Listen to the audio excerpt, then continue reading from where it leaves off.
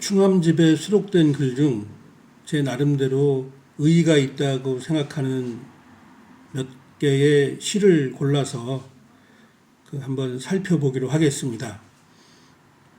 한문학의 백미라고 불리는 한시가 어렵다고 느낀 것은 고등학교 때였는데요. 제 개인적으로. 또 그 외에 제가 관심 있던 분야가 아니었기 때문에 고등학교 지식을 기초로 해서 제 나름대로 한번 시를 살펴보기 전에 기본 소양을 한번 검토해 보겠습니다.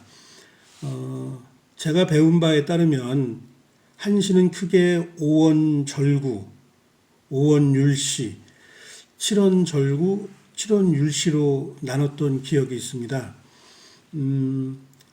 절구건, 율수건 각 시마다 기본 운이라고 하는 글자가 있는데요. 아마도 그것은 한문이라고 하는 문화적 특성에서 발현된 것이라고 생각을 하는데, 중국말에는 사성이라고 있다고 저희가 알고 있지 않습니까? 그 사성에 따른 분류가 각각 글자마다 되어 있다고 합니다. 그래서 예를 들어서 오원절구가 된다면은 기승전결 4개로 나눠지지 않습니까? 그러면 그 4개로 나눠진 것 중에 승 부분하고 결 부분 끝자가 똑같은 운을 맞춰야 된다고 하더라고요. 그러니까 마찬가지로 칠원시도 마찬가지인데, 그것은 표의 문자라고 표의 문자라고 표현되는 중국 문자의 특성상 그렇게 시가 발전된 것으로 저는 알고 있습니다.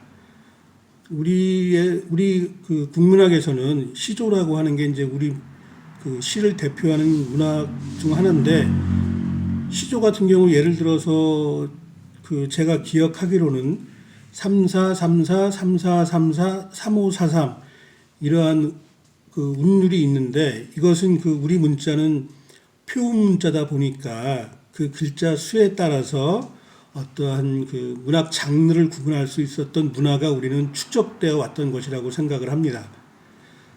그런 거를 기본으로 해서 한번 충암 선생님의 시를 한번 살펴보도록 하겠는데요.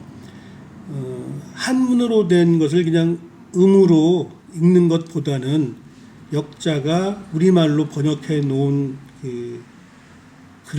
글을 읽는 것이 더 공감을 얻을 것이라고 생각을 해서 역자의 해석에 따라서 한번 살펴보도록 하겠습니다.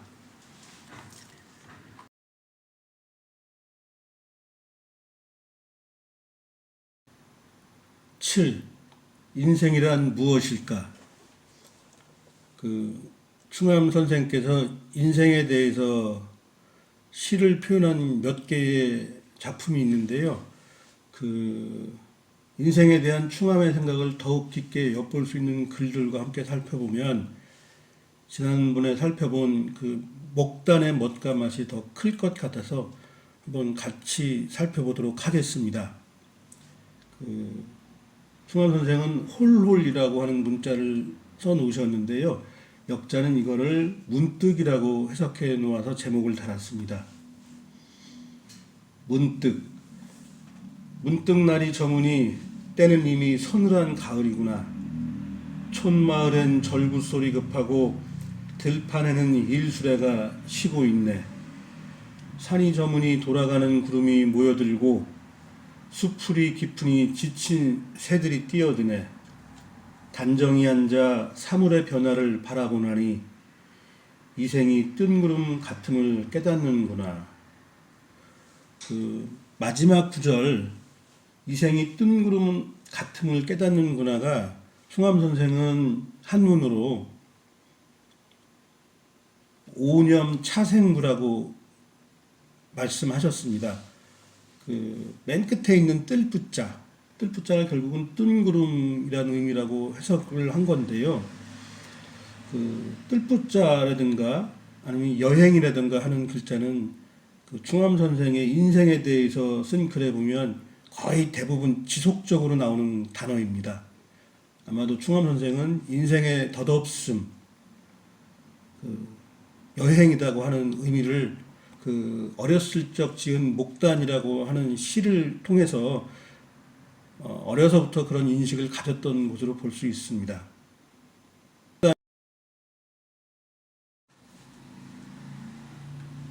이번에 살펴볼 시도 마찬가지로 인생에 대해서 충암 선생이 어떠한 생각을 가지고 계셨던지를 엿볼 수 있는 시인데요.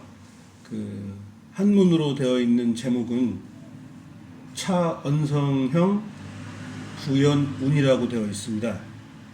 역자는 언성형의 연경의 감이란 시에 차운하여 이렇게 제목을 달아 놓았습니다. 언성형의 연경의 감이란 시에 차운하여 한강 북쪽에 있는 고향을 그리워하며 말의 안장을 채우고 요동에 머무르느나 안개 머금은 푸른 근심스런 사람 앞에서 푸르고 바람에 나부끼는 꽃은 나그네의 마음속에 북네. 하늘과 땅에서 이 몸은 보잘것없으니 때는 차례에 맞추어 바삐 흘러가네. 이곳이 우리 땅이 아니라고 말하지 마소. 인생 자체가 나그네의 길인 것을. 여기도 마찬가지로 끝부분에 나오는 인생 자체가 나그네의 길인 것을 충암 선생님께서는 인생 영려 중이라고 이렇게 표현해 놓으셨습니다. 그러니까 아까 살펴본 그 문득이라고 하는 시에서는 뜰부자, 여기서는 여행 중 나그네의 길인 영려로 인생을 인식하고 계셨던 것을 다시 한번 확인해 볼 수 있었습니다.